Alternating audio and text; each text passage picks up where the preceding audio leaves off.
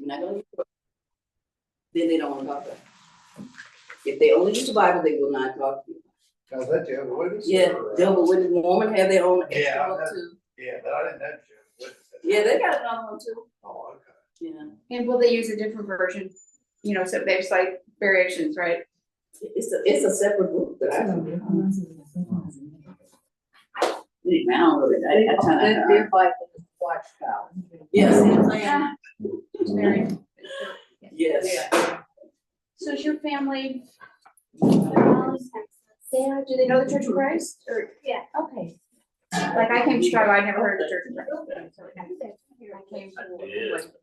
Maybe I was just around for a reason. I was upstairs doing children's. Somebody was directing you. So where in Texas? So I grew up around Lubbock, Texas. My family is in Childress. Wait, what is it? Childress, kind of by Oklahoma. Okay, no, you gotta tell me, because I don't Yeah, know. it's a really small town. So coming to the city was kind of I think my husband used to work every other week in Fort Worth, but I only went down there once. And then one other time we visited friends, Conroe. It's like 40 miles north of Houston. But I signed up for a meeting in September, I'm going to Texas. Well, it's kind of because it always used to be in Chicago, and now it's gonna be in Fort Worth. And Alan keeps telling me about all the bookstores, all these things he used to do. And he hasn't been there He since wants to go with 2015. you. So that's why we're going. Because he wants to revisit the Fort Worth stuff. Austin. I haven't been to Austin. It seems like It's a big state, right? Yeah, Austin. It sounds cool. So I went to So Lubbock, Christian. okay. there. I'm in So what part is the McDonald's in here? No, I and I came to the Chicago School of Professional Psychology for school. Oh. Hey, Kathy. You're working on your McDonald's client. Well, I worked at the restaurant. Feeling okay? I was working in HR. Boy. Right. My husband Alan. Do you know Tessa? What? Tessa. Tessa, welcome. Thank you. Where are you from? Texas. That's what Oh, we're saying. Texas. Lubbock. Lubbock, okay. Glad to have you with us. Professional psychology, I've heard of it. I would think some of that's, It's not all online anymore. I like going. Okay, awesome. I didn't know you had, I mean, some of these schools you don't have a choice, right? We did go online there. But so. Okay. I've even got my reserve chair for my notes here. That's all. I like to have an extra chair. Okay. It's that time. We're getting to the end of our study of the New Testament. So we'll. Jacob wanted it last week, Jacob wanted us to go over a few items or something like that, this review a little bit on it. Okay. Okay. Would, any particular points? Yeah, There we go. well, I know we didn't go into I didn't expect us to go into detail, but the different views on chapter 20, there's pre-millennial, there's amillennial or amillennial, and there's post-millennial. And Yeah, we could do that. I don't know if it's worthwhile. no, I'm just briefly mentioning it, There's different interpretations of Yeah. the book of Revelation. Certainly, some people view this as something that's going to take place long in the future. Some people say we're in it now, and some people Right. view different ways, but it may be of academic interest. But we will. I think best is for us to just go on. Right. I was going to ask a question. Do you keep up with the biblical news? Not necessarily the news that some people view as, Revelation. Some people like to see Revelation unfolding in the daily newspaper. But I did happen to see a blurb on the internet this week about Armageddon. And that's mentioned in the book of Revelation. And the news was that there's been archaeological discoveries in the area of Israel, which is known as Megiddo, and which is also identified as the place of the Battle of Armageddon, or the final battle in Revelation. I don't know if you saw that. Those things are kind of interesting to me. What they found in that, it's a plain that's kind of at the foot of Mount Carmel. And one of these days I'll learn how to access maps on the computer screen, or maybe Matt can teach me how to do that. But they found Egyptian artifacts in northern Israel, which suggested that Egyptians had been there. Well, there's a lot of movement. But these were the type of articles that were carried by soldiers. And if we recall the biblical account in the Old Testament about the death of King Josiah at the Battle of Carchemish, as the Egyptian army was moving out, Josiah got involved. The Lord said, it's really none of your business, Josiah, but he got the armies of Israel involved and lost his life there, which was kind of tragic because his sons were not good, and eventually, not too long after that, the nation was into captivity. But anyway, so these artifacts supposedly support the biblical account that there was a major battle there. And anyway. Is that somewhere near where Josiah was? Yes. Yeah, okay. Yeah, it's the same place, Megiddo, which is an area. So much of the land of Israel or Palestine is hilly, especially near the Jordan River. But this is a flat area, and that's where battles at that time seemed to take place. It's difficult for the armies of old to battle in the hills. Anyway, I just saw Armageddon because we were looking at that very thing in the paragraph before the one that we were going to start with this morning. Satan's doom in Revelation chapter 20, starting verse 7. There's Satan is released from the abyss or the bottomless pit, and they surround the camp of God's people, but the devil was thrown into the lake of burning sulfur, kind of the final battle, which is described earlier in Revelation as an Armageddon. But again, it's the battles that we read up in the Old Testament were with chariots and horses, and that's why a plain is a place, because it's hard to conduct a battle with horses and chariots in hills or mountains. So they tended to clash on the plains. But this battle that we read of in Revelation is not a battle with chariots and horses, is it? It's not a battle even with drones and intercontinental ballistic missiles, which is something we would use today. It's a spiritual battle between the forces of good or the forces of God and the forces of Satan, and Satan is overcome and is kept from bothering people forever. So that's what we look forward to. Anyway.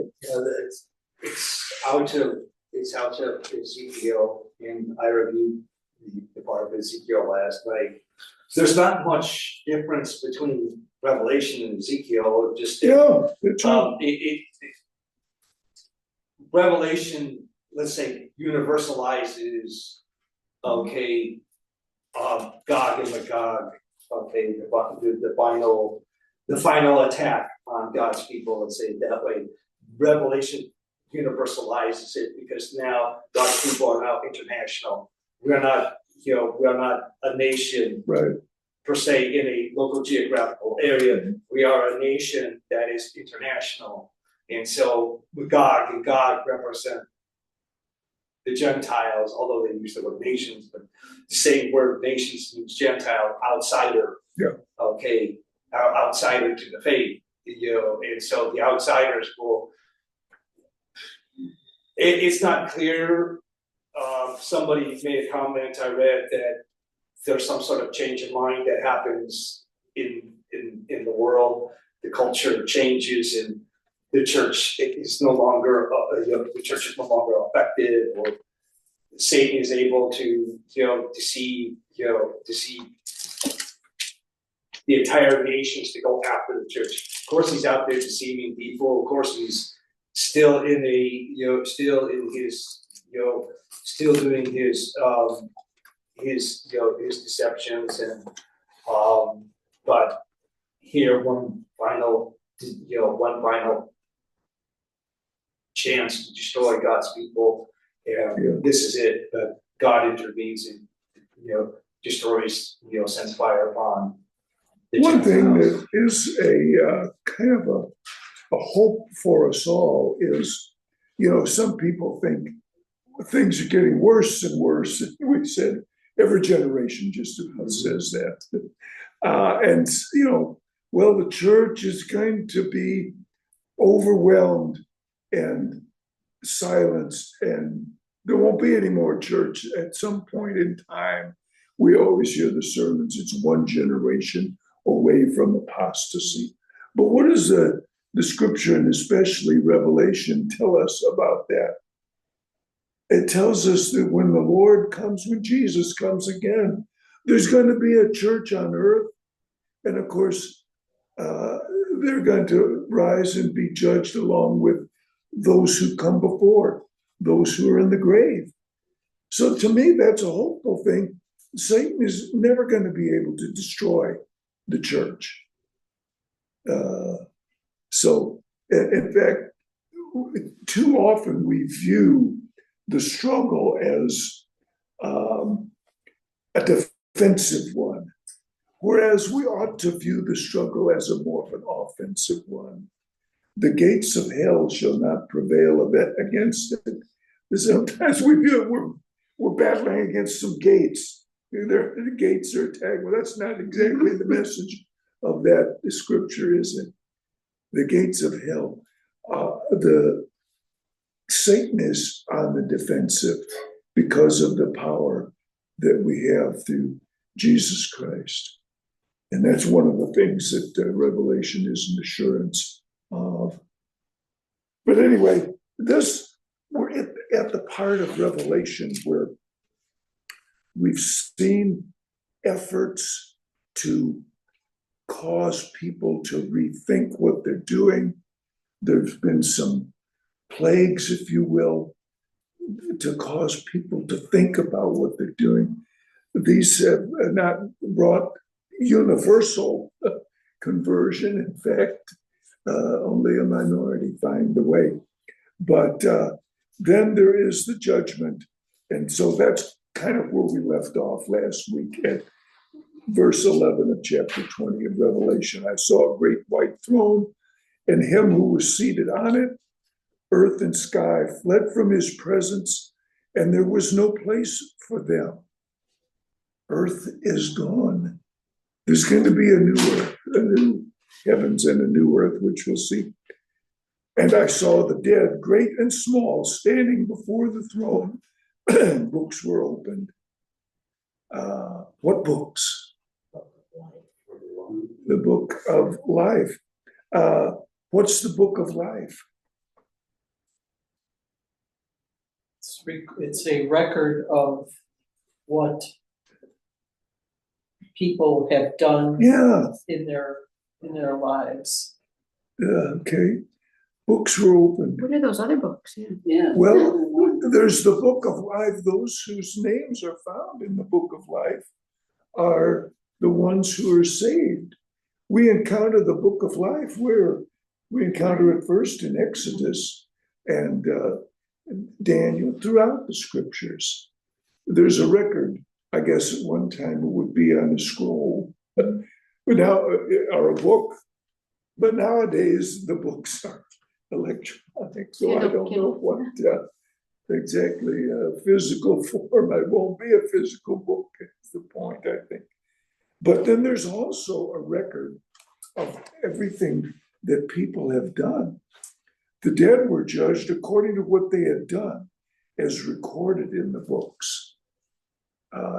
Here, the point I want to make is, Jesus and Paul talk about a resurrection coming, all before the judgment seat. One judgment, not several. Some people think, well, a white throne is just one judgment, and there's another one. And anyway, to me, the scripture teaches one resurrection, one judgment. But we're not saved by works. Well, this Because says it by we're judged what according you to do. what we've done. Is that at all logical?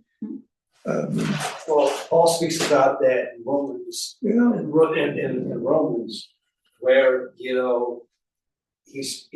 warns the church that, you're saving up wrath for yourself in the day of God's judgment, where he will give, the same word is used, rewards to the righteous and rewards to the wicked.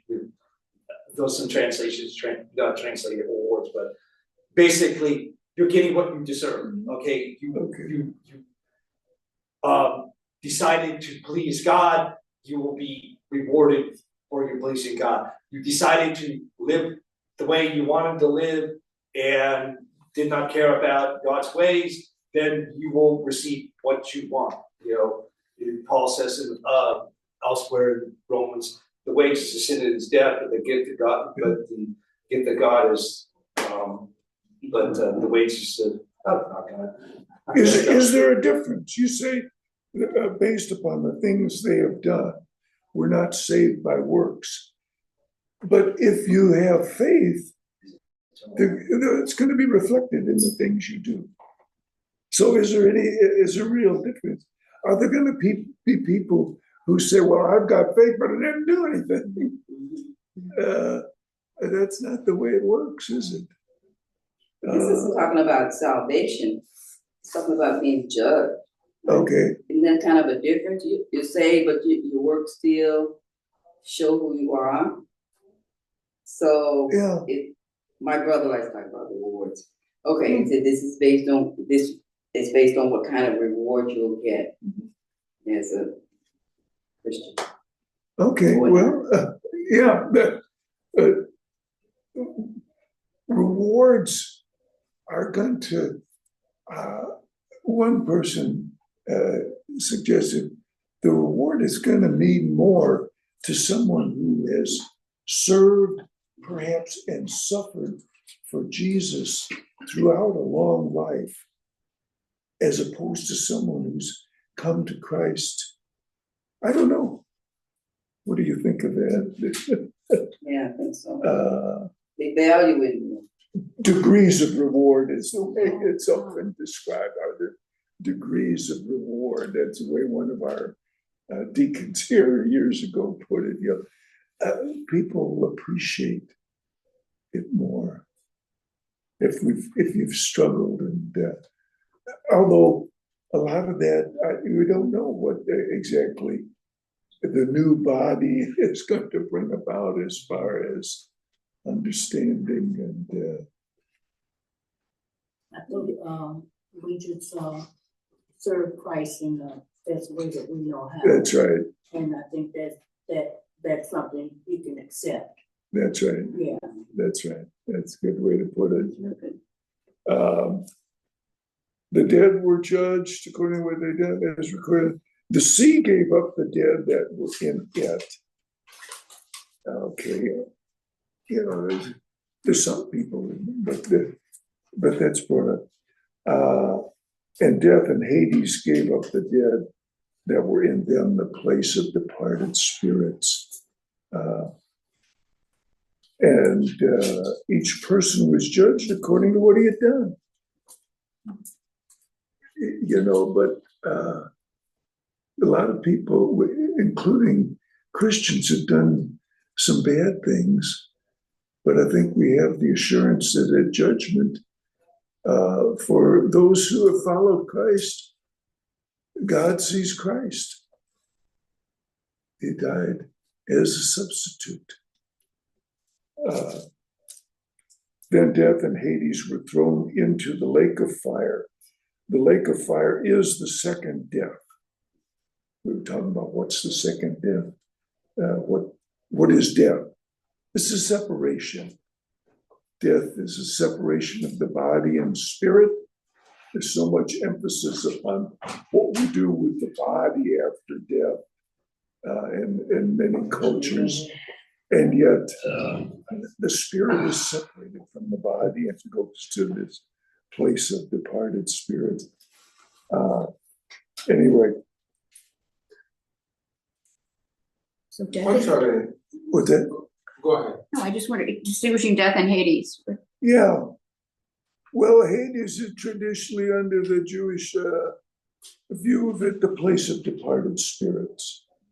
The place, Abraham's bosom, described as a place for the saved, if you will. And what bodies does death have to give up? What's that? Death and Hades gave up the dead. Or is that the same name? Is that the synonym? Yeah.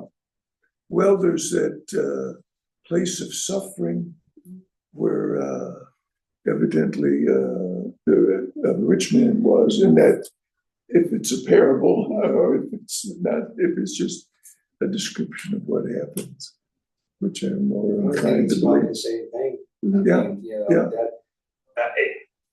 We're dealing with a Greco-Roman audience, okay, that may have more than one location for the dead. Yeah. And, Hades is kind of the Jewish Oh. conception, perhaps the Gentile is just death. Okay. People who are dead will be raised. The lake of fire is the second death. What's the separation there? The separation from God. And that's the bad way. It's one thing, you know, separation of body and spirit, but to be separated, your spirit separated from God forever. That's Away from what the you want presence to of God. avoid. What's that? away from the presence of. Away from the presence of the Lord, yes. Just imagine a world or an environment without any influence for good. You know, we say our society is not what it could be, it's not, you know, we can find a lot of things, but we can also find a lot of good. A lot of acts of unselfishness, a lot of kindness. Just imagine an environment without all that. All cruelty, selfishness. That's kind of a vision of the second death. I don't think we'd want to live on this planet. If there was no Christ, no influence of the church, the Bible, you That's know, right. the influences That's are out there. They may be subtle, but they're in there, out there, That's making a good our way. world livable, put it that way. That's a good way to put it, yeah. You don't want to be in that situation. So, if anyone's name was not found written in the book of life, he was thrown into the lake of fire, where they will be tormented day and night forever and ever. It doesn't talk about annihilation, but it talks about eternal suffering. That's even more scary. Anyway, the next chapter is entitled in this edition, The New Jerusalem. Then I saw a new heaven and a new earth, for the first heaven and the first earth had passed away. Peter says, in fire, as opposed to water, where the first wipe out the current. So the universe as we know it will be, well, eliminated, changed vastly, if you will. Some people view it different ways, but this is what John saw. This was given to him, why? That he might appreciate the beauty and the goodness of what was coming, and that he might write it and record what he saw. As we read these verses, he's told to write it down. Daniel had seen some things and he'd been told, don't write it down. But now it's time for it to be written down. And that's what this is for. Interesting, there was no longer any sea. Why not? What's wrong with the sea? We found in the previous paragraph, the sea gave up its dead. But who else came from the sea earlier in the book of Revelation? The beast. The beast, yeah, and the The false sea prophet. is a metaphor for the turbulence of the people, Yeah. the commotions of the people. It was a place of danger It is. at that time. Well, the Atlantic, very dangerous ocean. Yeah, it's dangerous, yeah. Kind of a place that they were frightened of. Of course, the Israelites to this day are not exactly a seafaring nation. So, not very many good ports there. But anyway, no more Can I sea. ask a question? Sure. Concerning the new earth, Yeah. and if our name is written in the book, so we will be on earth rather than heaven. Well, it's described here. This is the new heaven and the new earth. So it's a The new combination. heaven is coming down, prepared as a bride. So we'll be the new earth, which is the new heaven. Why? Because God's going to come and live there with us. Yeah. And be our God. So, Is it like death and Hades is the same thing and new earth and new heaven is the same thing? yeah, in a sense it is, I think. Okay.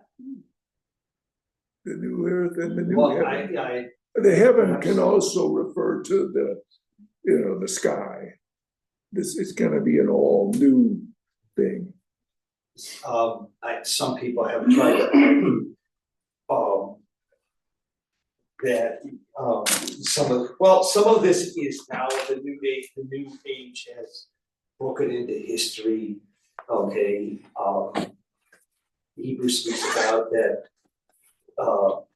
people who have tasted the powers of coming of the powers of coming age, so there's a taste of it, but no on it. But I take heaven and earth probably to be a new age.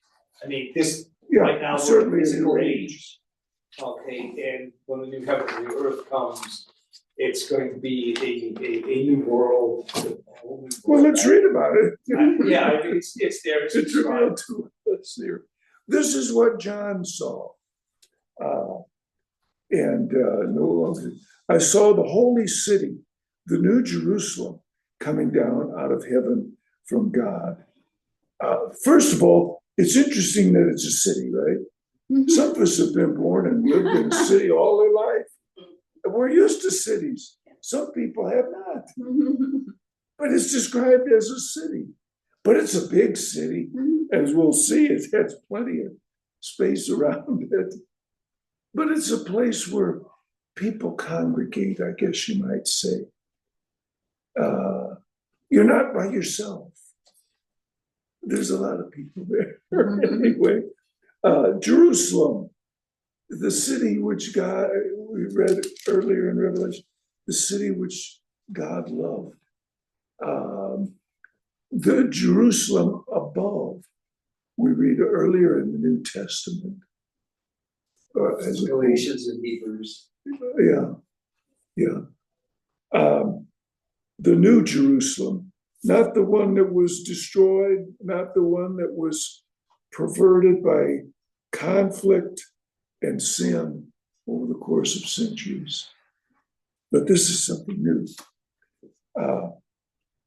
Prepared as a bride, beautifully dressed for her husband, an explicit description as of the church as in the place of residence of the church as the bride, the church as the bride of Christ, the home of the church as a bride. I heard a loud voice from the throne saying, "Now the dwelling of God is with men, and he will live with them. They will be his people, and God himself will be with them and be their God." That's always been a fascinating concept to me, because it kind of, the language, well, isn't God the God of everybody? Of all the nations? Ultimately, They don't all accept him. What's that? They don't all accept They him don't, as yeah. God. They do other things, but he is available for all, because he takes care of all of us. Yeah. He blesses the whole man. That concept of Jehovah as the God of his people, it goes back to the Old Testament. I mean, starting very early. Israelites, they wanted Jehovah to be their God, or Yahweh, whatever you want. And it's almost like, well, the Moabites had their God, the Ammonites had their God, Israel had its God. But throughout the Old Testament, the point is made, those others aren't really gods themselves, are gods at all.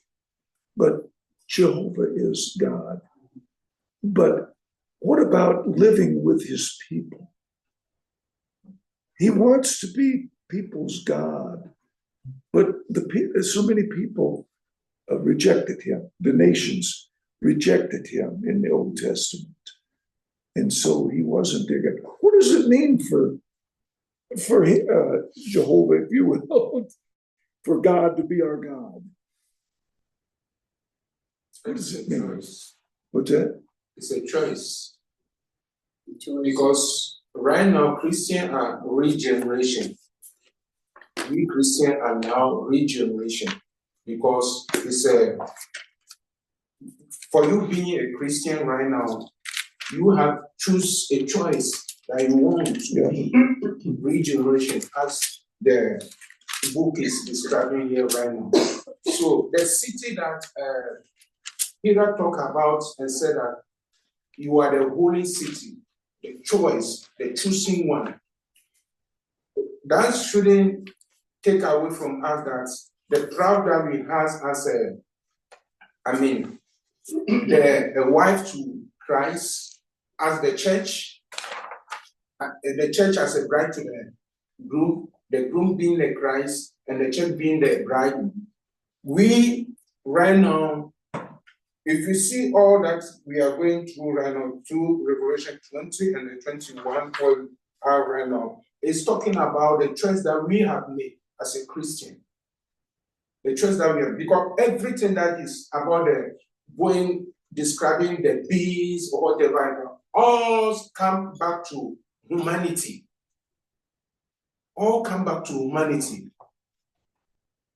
All come back to humanity, because whatever it destroyed the humanity, there's no beast will come from sea, it will come and destroy it. But human structure will destroy the people. Human structure will destroy the people. Kings that will rule us, they will destroy us with their rules. So those rules, do we bow by it? Yes, we do. But the choice that we make out of it is we choose God above them, or we choose God, that He will be our God. So Christian is regeneration to follow God. There is some things that you do away with, you pass through those things simple because God don't want those things to be among His children. To put yourself in those things. So because if you see the chapter 21 that we are talking about right now, the new earth and this thing, the new earth, the old earth will do away. Yes, the old earth will do away. The new earth will be established. But if you see what the Hebrew 10:9 was saying, all this thing was proclaiming that if we follow Christ, we put ourselves to Christ. If you go to Jerusalem, the old Jerusalem right now, not all, you will not see 50% as a Christian. I haven't been there before, but I had the privilege of, when I was traveling to Africa, I met one in a plane. I think when I came, I said something about that. He said, Judah, the daughter is how do you call it? This thing in Ghana, Israel envoy to Ghana. So he said he's going to visit the daughter. So I was sitting by him, he's reading their book, and I also reading my Bible, and then he's asking me about Christ. If I believe in Christ. And he told me Christ is a magician. So they don't believe in Christ. He said Christ is a magician. So when you go to Israel right now, as we proclaim, 50% are not Christian. You see, Satan already has been released. Satan has been released because all the book is Revelation is telling us that Satan will be released. Satan has been released because of the component that is going on right now throughout the world.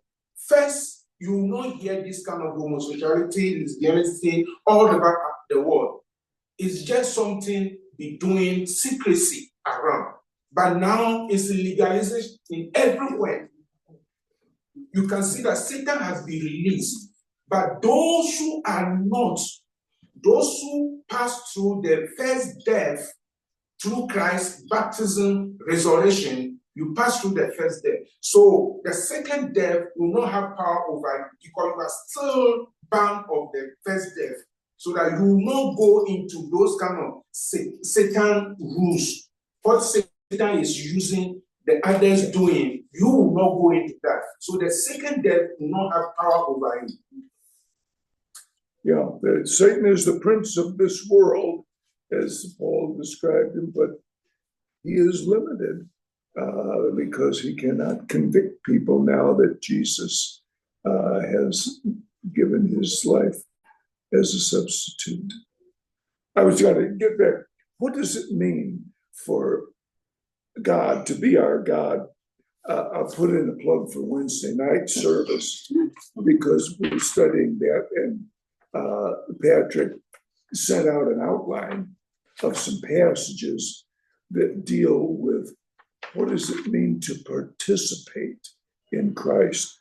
But so many of these passages, if you look at them, talk about what does it mean for Jehovah to be our God.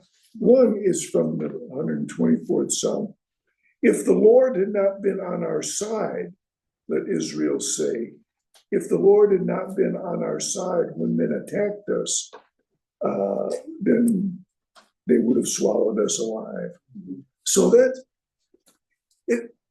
to be our God, it means God is on our side. And if God is on our side, who can resist? Other concepts in those passages that deal with this concept of I will be their God and live with them. I will be their God. I will adopt them and I will adopt you and be your God from Exodus. Mm-hmm. We're adopted as fellow sons and daughters of God. I will become their God, Jeremiah. I will make my dwelling among you. That's in Zechariah, and that's just about what's repeated in Revelation. Here's an interesting one from Leviticus. I will walk to and fro among you and become your God. Walk to and fro among you. What does that harken back to, if you will, Job. God walked, yeah, Garden of Eden. God walking and communing with Adam and Eve until they rebelled. And so the curse, as we'll read in this chapter, is over. The curses of Genesis are over. So isn't it wonderful that God will be in the city with us? God will be downtown, we can see God. We can see him. Yeah, that's what we'll read later on. We will see God. That limitation is somehow changed, where no man can see God and live. We're alive now in the new heaven and the new Jerusalem. Because we'll be in our new bodies. New bodies, yes. So Yeah, sounds like a king, like, let's say, imagine the king of England. He's out there, he walks among the people at certain times. yeah, Usually he's in the palace, but he does get out among his people and he's protecting them. And to me, it'll be a much happier time. oh, We yeah, can see God rather than just see him through faith. yeah. We're gonna be a lot happier. And he's gonna be there protecting us maybe in a more firm way. Is it protection? Will we need protection? Yeah, I know. To protect us. Should be no evil, right? Right. That's how I picture. We're gonna get to that. It's gonna be a city, like the old cities with gates. But the gates are always open because there's no threat. You don't have to shut them, and there's no night. So anyway, we'll get to that. But then- Now, the dwelling of God is with men, and he will live with them. They will be his people, and God himself will be with them and be their God. He will wipe every tear from their eyes. There will be no more death or mourning or crying or pain, for the old order of things has passed away. That's probably the summary that's the most important. The old order is gone. We just are given in a few sentences, what's the new order going to be like? If we're going to be with God, there's going to be no bad things like that. No more famine. No more famine. No more going to any agency to apply for work. Yeah. Sounds like No, pure I happiness. think we're still gonna be working. One of my brothers said we're still gonna be working. Always singing to That's the very Lord, smart. praising him. It sounds like pure happiness. No more death. All these negatives are taken away, No, only the positive. Exactly. That pure happiness go to whom? We're gonna be Those- purely happy. Exactly. Change. Not everybody. That's the reason why he said he will be our God and we are going to be his children. Right. Because we choose him. So those Yeah. I mean, He chose happiness us. and- That's what I was thinking. Okay, he chose us. Yeah.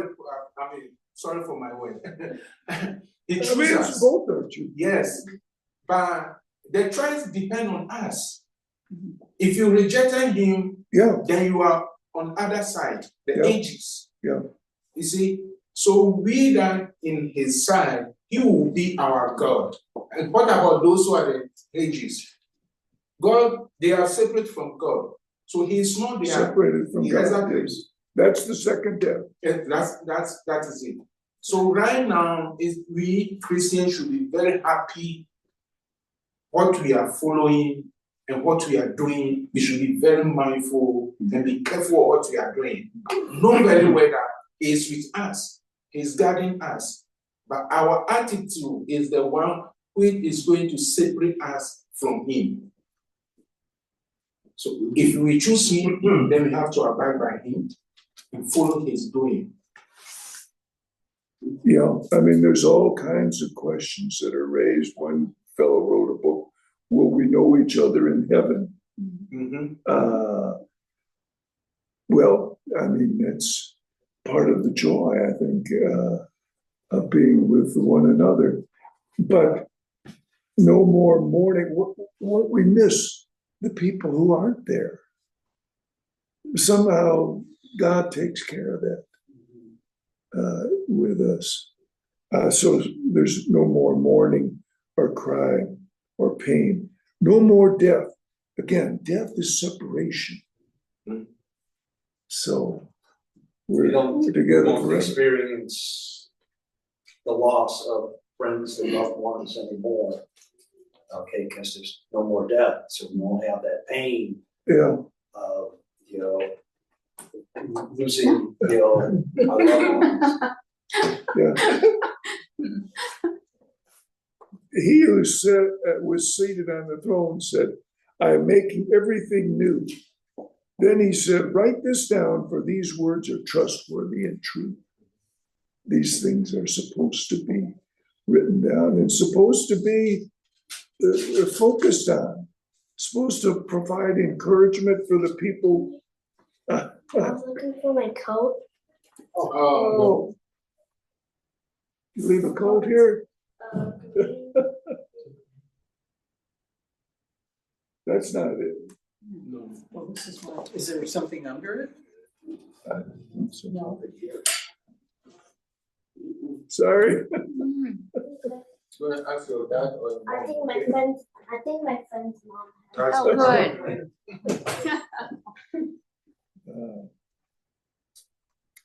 So these words are supposed to be an encouragement for the people in the first century and for the people in the 21st century. They've been preserved for our benefit. They are, they're great encouragement. There won't be any money. No dollar, no pounds. He said to me, it is done. It's done. That reminds me of another similar expression. It is finished, which Jesus uttered on the cross. The struggle is over. He's given his life. Here it's done. The final battle is over. I am the Alpha and the Omega, the beginning and the end. To him who is thirsty, I will give to drink without cost from the spring of the water of life. Jesus said, what? John chapter 4, I'll give you the water of life. I'll give you the water that is not more valuable than just what you're drawing out of the well to the woman at the well. So again, it ties to passages throughout. He who overcomes will inherit all this, and I will be his God, and he will be my son or daughter. But the cowardly, the unbelieving, the vile, the murderers, the sexually immoral, and those who practice magic arts, the idolaters, and all liars, their place will be in the fiery lake of burning sulfur. This is the second death. The cowardly are those who are not doing their responsibilities.